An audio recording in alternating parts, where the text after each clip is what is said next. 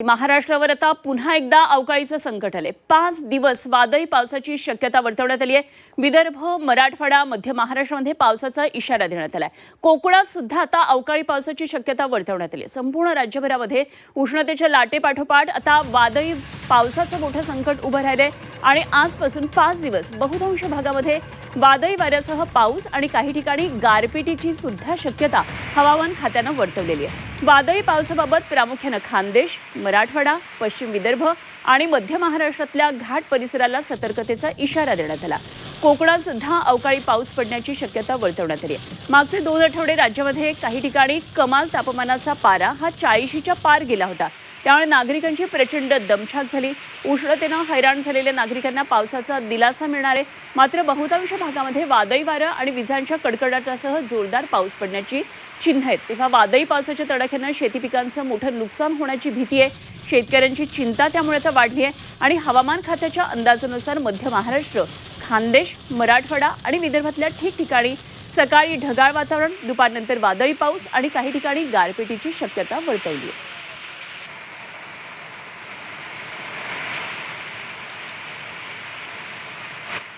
तर इकडे छत्रपती संभाजीनगर जिल्ह्याला अवकाळीचा चांगलाच तडाखा बसतोय। वैजापूर तालुक्यामध्ये वादळी वाऱ्यासह जोरदार पाऊस झालाय आणि त्यामुळे शेतीचं प्रचंड नुकसान झालंय। शेतातली उभी पिकं आता आडवी झालीत। वैजापूर शहरामध्ये तर वीज पुरवठा 5 तास ठप्प होता। अचानक पाऊस आला, शेतकऱ्यांची मोठी धांदल त्यामुळे उडाली। गहू, हरभरा, मका अशा पिकांचं मोठं नुकसान आहे।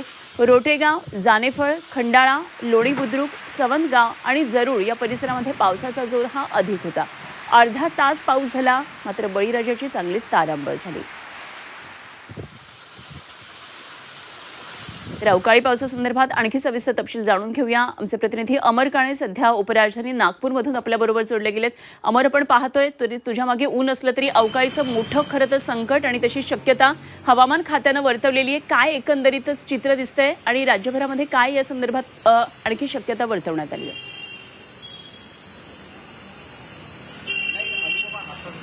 मराठवाड्याचा तडाखा बसला सुद्धा आहे वैजापूरला, पण आता विदर्भात बघायला गेला ना तर 41च्या पलीकडे पारा गेलेला आहे। अगदी अकोलाचा 41च्या वरती पारा गेला, म्हणजे मार्चच्या अखेरीसच पारा 41च्या पुढे जातो आणि दुसरीकडे आजपासून अवकाळी पावसाचा इशारा दिला आहे। तो खास करून पश्चिम विदर्भ, मराठवाडा, खानदेश आणि मध्य महाराष्ट्राचा काही भाग आणि तिकडे कोकण असा दिला। म्हणजे साधारणतः पश्चिम विदर्भापासून कोकणापर्यंत संपूर्ण पट्ट्यामध्ये हा अवकाळीचा तडाखा बसण्याची शक्यता आहे।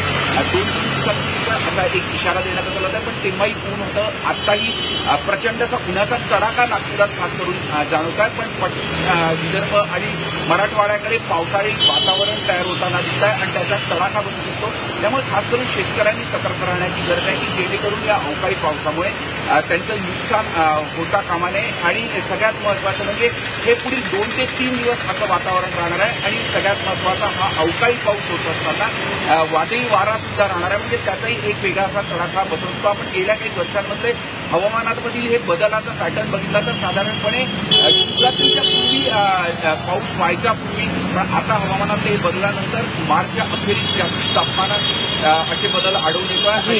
आणि पावसाळ्या याच्यातलं अंतरामध्ये सुद्धा फरक दिसून येत आहे। एकूणच वातावरणीय बदलाचे बरेचसे फरक आता दिसून येत आहे। खरंय अमर, धन्यवाद दिलेल्या या सगळ्या माहितीसाठी। अमर काणे आमचे नागपूरमधले प्रतिनिधी आपल्याबरोबर होते।